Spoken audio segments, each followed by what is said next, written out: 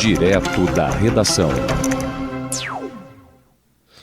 O Ministério Público do Estado do Rio de Janeiro expediu recomendação para que os municípios de Campos dos Goytacazes, São João da Barra, São Fidélis e São Francisco do Itabapoana adotem uma série de medidas restritivas para conter casos de Covid-19 na região. Caso não acolham as recomendações e mortes de pacientes venham a ocorrer em função do relaxamento das medidas, o MP alerta que esses prefeitos poderão responder ações por crime de responsabilidade. Serão responsabilizados pelas mortes.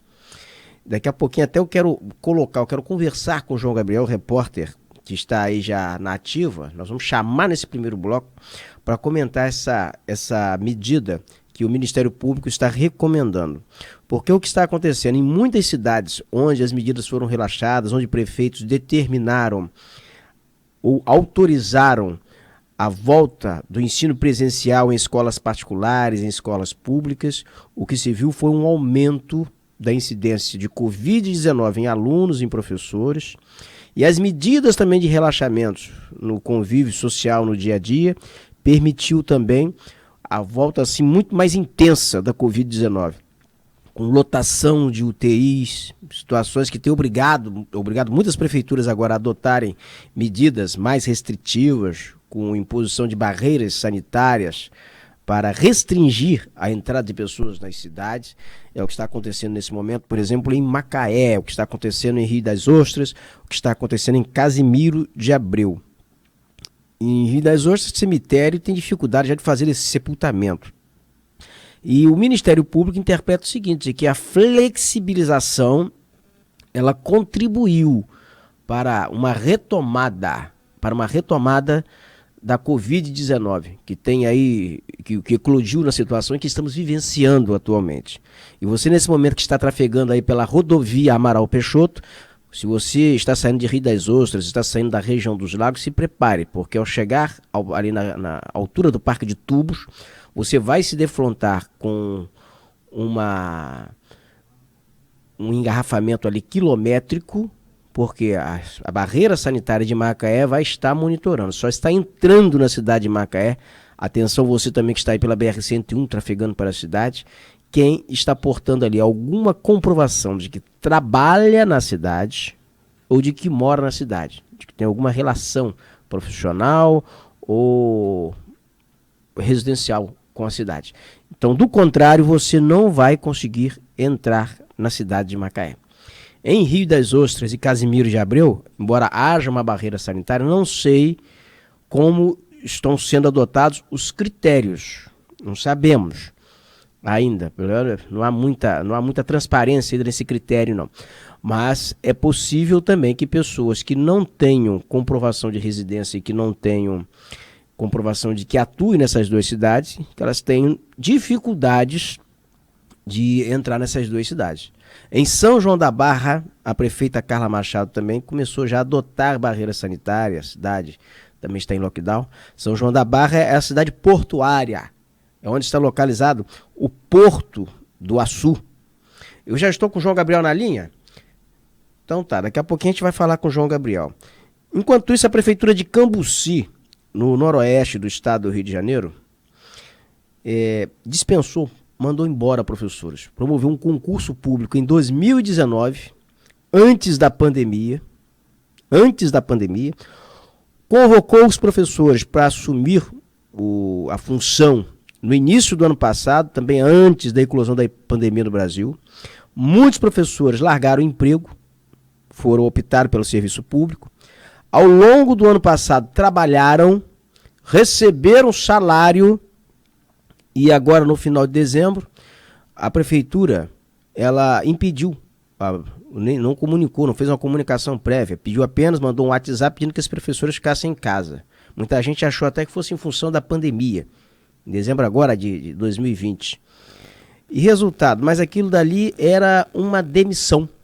Professor concursado, com investidura do cargo, na função, recebeu salário regularmente ao longo de 2020 e foi mandado embora. e sem uma comunicação oficial, né? E o Sindicato dos Profissionais de Ensino da Educação, que é o CEP, do Núcleo de Itaocara, formalizou uma denúncia ao Ministério Público contra a demissão. São 21 professores ao todo, foram concursados na Prefeitura de Cambuci, no Noroeste Fluminense. E a maior parte desses profissionais, repetindo aqui, ela foi aprovada no início de 2019. Agora eu recebo também informações aqui de que não foram só professores, foram também demitidos servidores da saúde. E o responsável por isso é um senhor chamado Marquinhos da Venda, que é o prefeito de Cambuci. Será que tem foto desse cidadão aí? A gente consegue uma foto para tornar ele famoso? Porque demitir em período de pandemia, o serviço público demitir em período de pandemia já é uma temeridade, quando o serviço público deveria manter emprego. E demitir professor concursado, com investidura de cargo, aquele negócio todo, em estágio probatório, é uma outra temeridade.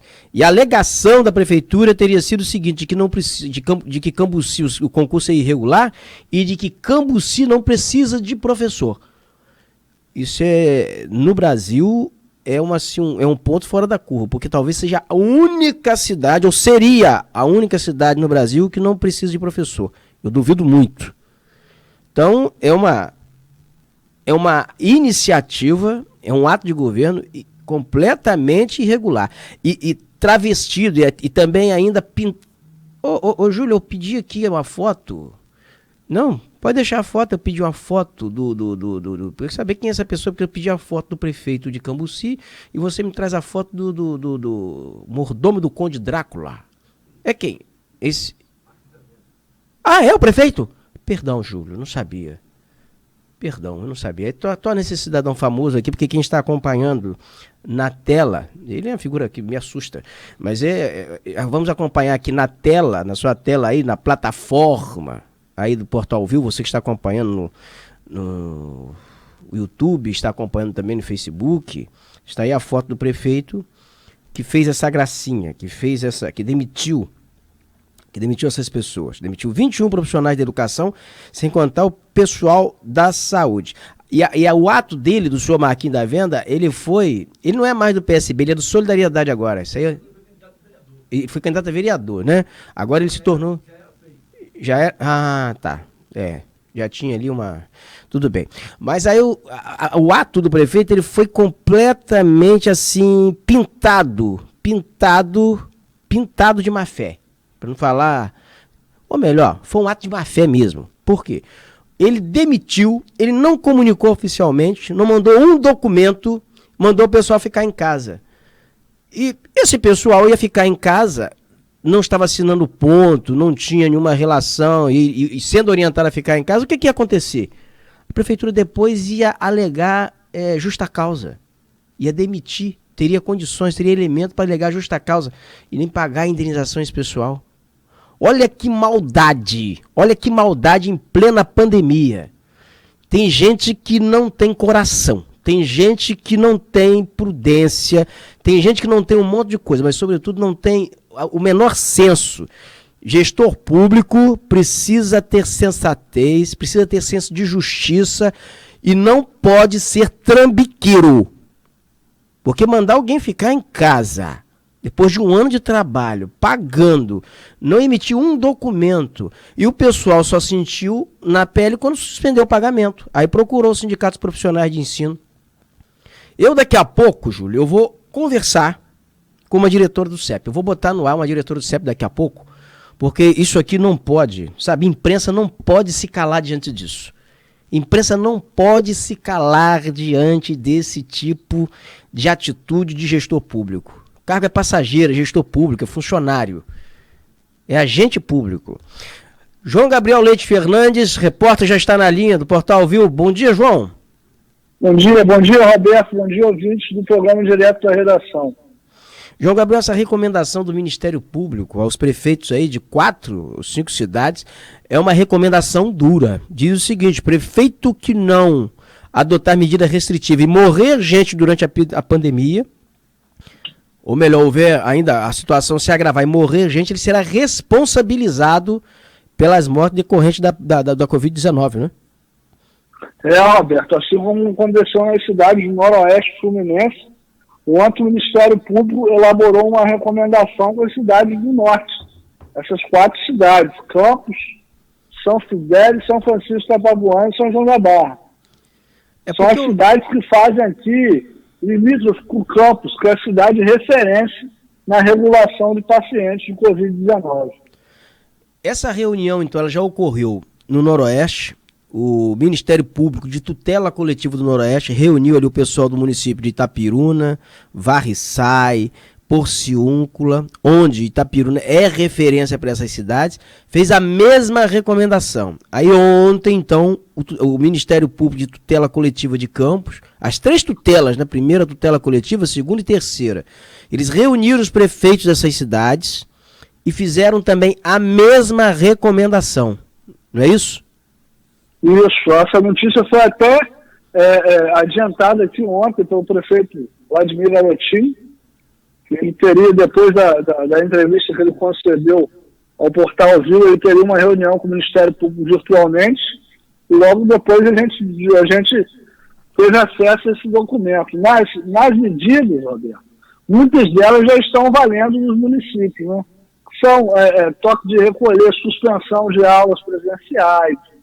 Essa medida, essa série de recomendação tem um prazo de 14 dias, que seria 2 semanas. Depois o Ministério Público vai avaliar, ou vai endurecer a causa, ou vai apertar mais ainda. A gente tem notícia que se até a Páscoa o número de casos não cair e as internações também não cair, os municípios da região norte fluminense, não só os municípios do estado, vão ter que ter medidas mais duras das que já estão valendo. O João Gabriel, essa medida do Ministério Público sinaliza o seguinte: esses caras que estão aí fazendo buzinaça em frente de prefeituras, fazendo manifestações, todo mundo sem máscara, agora vão ter que fazer em frente ao Ministério Público, né? As manifestações agora terão que ser em frente ao Ministério Público, né? Porque o prefeito agora que não seguir essa recomendação do Ministério Público está com o dele na reta, porque ele vai responder por crime de responsabilidade. Porque veja bem, nesse momento as UTIs elas estão lotadas. Elas estão lotadas. Se essas medidas restritivas elas não forem obedecidas, se não houver o mínimo de circulação de pessoas nas ruas, se algumas não forem mantidas apenas atividades essenciais, os casos de Covid, inevitavelmente, eles continuarão em ascendência. Eles continuarão disparando. E a situação ela vai se agravar. O colapso na saúde vai se agravar. Vamos ter colapso em cemitérios de outras cidades, além de Rio das Ostras. Então, desse momento, essas pessoas elas terão que procurar agora a porta do Ministério Público. Agora, o que você imagina que aconteceria, ô João Gabriel, se esses engraçadinhos sem máscara, sem obedecer medidas restritivas, fossem buzinar, bater tambor, promover gritaria na frente do Ministério Público? Roberto, eles não teriam essa coragem, não. Teriam, não. Porque a última vez que foram lá para frente do STF, lá deu no que deu, né? Um monte de gente com tornozeleira eletrônica, um monte de gente presa. Por outro lado, o João Gabriel, eu compreendo a aflição de muitos comerciantes, eu compreendo a aflição de muitos trabalhadores da informalidade. Essas pessoas, por exemplo, eu tenho vídeos aqui de comerciantes que me enviaram aqui, que eu não vou botar aqui, mas me enviaram o seguinte: eles estão com fatura para pagar, muita gente com fatura vencendo, comprou mercadoria, no período em que não estava vigindo nenhum decreto restringindo o funcionamento. Essas faturas, elas estão vencendo. No dia seguinte, ou na semana seguinte, no mês seguinte, o credor vai bater na porta dele. Se ele não tiver dinheiro para pagar, ele vai inviabilizar o negócio dele. Ele não tem onde comprar mercadoria, a não ser que compre à vista. Então ele vai ter muita dificuldade. Então muita gente, nesse momento, está com uma série de dificuldades. O problema todo é que as medidas restritivas, elas não estão chegando acompanhadas de medidas mitigadoras, que são aquelas medidas que são adotadas para atenuar os efeitos deletérios dessas medidas. No que seja, comerciante, se vai fechar o negócio, comerciante, ele vai ter que ter uma subvenção para sobreviver. o poder público vai ter que fazer com que as concessionárias de energia, concessionárias de telefonia, concessionárias de água e esgoto, elas promovam uma redução de taxa ou dão uma carência a essas pessoas. Ninguém vai pagar taxa, então, para essas concessionárias agora. Porque se não pagar a energia, a Enel vai cortar. Se não pagar conta de água e luz, não terá água e não terá luz em casa. E se não tiver dinheiro para comprar comida, não vai comer. Então tem que ter contrapartida, tem que ter medidas mitigadoras, tem que ter linha de crédito para essas pessoas. E o que está acontecendo é que há um descasamento entre municípios, estado do Rio de Janeiro e o governo federal. Porque o governo federal não aceita liberar um tostão a mais que não seja R$175 a título de auxílio emergencial para quem é solteiro, R$250 para quem é casal, normalmente ele marido, mulher que tem uma casa, e R$350 ou R$375, tudo isso pagando a partir de abril para uma família em que a mulher é o esteio ali, a mulher ela representa o homem, representa a mulher na casa, ela é o esteio de família, aí vai receber um pouco mais R$375. Aí eu lhe pergunto, João Gabriel, isso dá para comprar o quê? Isso não paga uma conta de luz, ou paga? Não para, não. Não paga. O quilo da carne hoje está muito caro, a gasolina está cara, está tudo muito caro, né, Roberto? A cesta básica aumentou muito. Aumentou. Aí você pega o cara que é empresário, o cara não tem contrapartida. O Estado do Rio de Janeiro agora foi aprovada na LERJ uma lei em que se cria um auxílio emergencial para 260 famílias no Estado, no valor de R$500, mas apenas que está inscrito no Cade Único, aí nas prefeituras, nesses programas sociais. E você vai liberar uma linha de crédito de até R$50 mil para empresários, pequenos e médios empresários e também empreendedores aí que atuam na informalidade. Mas até agora, o governo do estado ainda não regulamentou isso. Tem o dinheiro, tem a lei autorizando, mas ainda não regulamentou a medida para começar a liberar esse dinheiro. E as medidas restritivas já estão vigorando, elas já estão vigindo. E o custo de vida, o custo alto dos alimentos, o custo alto dos combustíveis, custo de vida de uma forma geral, está comendo no lombo, está batendo no lombo das pessoas. E não está batendo só no lombo do pobre, não. Está batendo no lombo da classe média, está batendo no lombo de todo mundo. Está penalizando também empresários, comerciantes, em pessoas, o João Gabriel, que após essa pandemia, tem pessoas, tem negócios que literalmente estarão falidos, estarão quebrados. Agora, isso não é por causa só de medida restritiva, não. Esse que é o problema. As pessoas, elas canalizam o ódio para a medida restritiva. Está falindo por causa de um fenômeno. Crise na saúde global. Pandemia. Então, assim, são setores, alguns setores vão enriquecer. Você quer ver um setor que vai enriquecer muito, o João Gabriel? Está enriquecendo com essa pandemia? Qual? Funerária. Vai faltar caixão. Sabia disso? Tem uma reportagem no Portal Viu dizendo aqui que os fabricantes de caixões já estão temendo falta dessa matéria, falta desse produto no mercado. Na gripe espanhola, um dos grandes magnatas da indústria na época, que foi o Conde Matarazzo, um dos negócios para os quais ele migrou foi a fabricação de caixão, e aumentou a fortuna dele fabricando caixão. Outro setor que está enriquecendo muito, setor de saúde privada, que não alivia ninguém. Setor de saúde privada. Você sabe quanto estava custando o exame de Covid-19, aquele que enfia o cotonete no nariz, na garganta, que é horrível? Aquilo estava custando R$375. R$375. E não era todo mundo que podia fazer, não, tá? Não foi todo mundo que pôde fazer esse exame, não. Muita gente pegou Covid, foi diagnosticado com Covid aí com exame simples mesmo, com sintoma. Olha, sintoma, vai para casa que é Covid. Porque nem todo mundo tinha dinheiro para fazer esse exame mais acurado.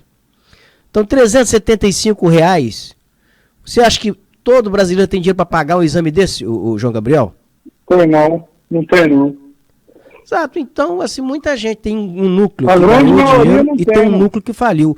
Agora, vamos aqui, as pessoas que estão falindo nessa pandemia, é o cara que tinha um monte de imóvel para aluguel. Ele construiu prédios para alugar imóveis, para empresas, para escritórios. Ele está quebrando, por quê? Ele não consegue alugar, ele não consegue vender o imóvel e as taxas estão pipocando dia a dia. IPTU, condomínio, água, luz, ele está pagando e não tem dinheiro, não tem circulação, não tem fluxo de dinheiro. Outro setor também que vai ser muito duramente afetado, está sendo duramente afetado, é comércio, transporte também, porque na medida que as pessoas elas ficam isoladas em casa, elas utilizam menos o transporte. No Rio de Janeiro, a Supervia quer entregar, que explora o serviço de trens e metrôs no Rio de Janeiro, quer entregar a concessão. Você sabia disso? Sabia. Exato. Aqui na BR-101, a empresa também que explora a concessão aqui está entregando, está devolvendo a concessão. A empresa é isso, essa empresa que explora essas praças de pedágio. Você quer coisa melhor, o João Gabriel, que você explorar praça de pedágio? Você põe a praça de pedágio, começa a arrecadar antes de duplicar a rodovia, que estava lá no contrato. Esse pessoal começou a arrecadar antes. Com dinheiro ainda do BNDES, empréstimo do BNDES, está devolvendo, quer devolver a concessão à União, para a União fazer uma nova licitação para a exploração da rodovia da BR-101. Nós estamos aqui dando alguns exemplos, estou dando apenas citando alguns setores que estão sofrendo duramente nessa pandemia e que fatalmente vai consumar falências no pós-pandemia. E que no Brasil, a pandemia ela vai terminar um pouco depois, porque não tem vacina. Não tem vacina. Então vai terminar um pouco depois. Ô, João Gabriel, aí agora também uma outra novidade aqui nessa situação. Eu vou pedir ao Júlio que ele ponha no ponto aí o áudio. Você fica aí na linha comigo, João, que a gente vai discutir isso também. Essa decisão, deixa eu só tomar um pouco de água aqui. Que a garganta aqui deu sinal. Porque ontem no Rio de Janeiro, o prefeito Axel Grael e o prefeito do Rio de Janeiro, o Eduardo Paes, eles decretaram lockdown. E eles confirmaram que as duas cidades adotarão regras simultâneas de isolamento muito mais rígidas, muito mais rigorosas para conter a Covid-19. E durante 10 dias, durante o super feriado, já anunciado pelo governo do Rio, que também vai antecipar feriado, entre o dia 26 de março e 4 de abril. Então esses decretos só autorizam funcionar serviços essenciais mesmo, em Niterói e no Rio de Janeiro. Para você que vai para Niterói, você que pretende viajar para Niterói, pretende se deslocar para o Rio de Janeiro, porque aqui a região dos lagos, nós estamos muito próximos do Rio de Janeiro, então há deslocamentos frequentes. Tem muita gente que trabalha no Rio e volta, até para a região dos lagos, vai e volta, faz o chamado bate-volta diariamente, estaciona o carro em Niterói, toma uma barca até a Praça 15 e está no centro do Rio de Janeiro. Tem gente que, ali a Via Lagos, né? A Via Lagos ela facilitou muito essa dinâmica. E nós temos também muita gente aqui de Rio das Ostras, de Macaé, que também se desloca ao Rio de Janeiro com muita frequência. Então aí muita atenção para você que vai se deslocar para o Rio de Janeiro, que vai fazer esses deslocamentos, porque nesse período não é tudo que estará funcionando no Rio de Janeiro. Você terá seríssimas dificuldades para resolver algumas coisas no centro do Rio de Janeiro. E daqui a pouquinho eu vou botar, na verdade eu vou entrar mais nesse assunto, o Júlio, depois dos comerciais, porque ele tem aí áudio aí que reflete o seguinte. O que eu estou observando, João? Estava num casamento, estava num entendimento muito salutar, muito positivo, o governador Cláudio Castro, os prefeitos Eduardo Paes e o prefeito Axel Grael em Niterói, e os demais prefeitos do estado do Rio de Janeiro. São 92 prefeituras no estado do Rio de Janeiro. Só que essa entrevista coletiva do Eduardo Paes do Axel Glael ontem, ela demonstra, ela dá sinais, e repórter, jornalista, obrigatoriamente, ele tem que ter uma visão panorâmica e uma visão à frente, já sinaliza que a lua de mel entre Eduardo Paes, entre Axel Glael, entre o governador Cláudio Castro e alguns prefeitos, ela está se esgarçando, está terminando. Então, o que o Eduardo Paes falou nessa coletiva aqui ontem, demonstra claramente essa desconexão entre as medidas que o governo do estado está adotando, entre outras medidas que prefeitos estão adotando e as medidas que o governo federal está recomendando. O Cláudio Castro, ele talvez tenha feito uma opção preferencial nesse momento pelas medidas que o governo federal está recomendando. E até compreendo, porque o estado do Rio de Janeiro, falido, nunca esteve tão dependente de verbas do governo federal, de verbas da União. Então o Cláudio Castro, governador, ele está pisando em ovos. Ele está com muito cuidado para não cair em desgraça com o Palácio do Planalto. E cair em desgraça com o Palácio do Planalto, com Bolsonaro e a família Bolsonaro, é a coisa mais fácil do mundo. Se você, de repente, demonstrar ali um sorriso atravessado, é pau na muleira. Então é um negócio complicadíssimo. O estado do Rio de Janeiro precisa, nesse momento, muito do governo. Está no Rio, está na renegociação de dívidas, deve muito. E só sobrevive hoje o estado do Rio de Janeiro porque conseguiu renegociar a dívida, conseguiu fazer um pacto com a União, que vai ser um sacrifício tremendo, mas conseguiu fazer isso. Nós vamos aqui, Julão, está na hora aqui do intervalo, aqui com a rádio 104.9 FM e também com a rádio Líder FM no Noroeste Fluminense. Eu volto na sequência e João Gabriel, o Júlio vai te dar vai te chamar dentro de um instante de novo, tá bom? Volto já.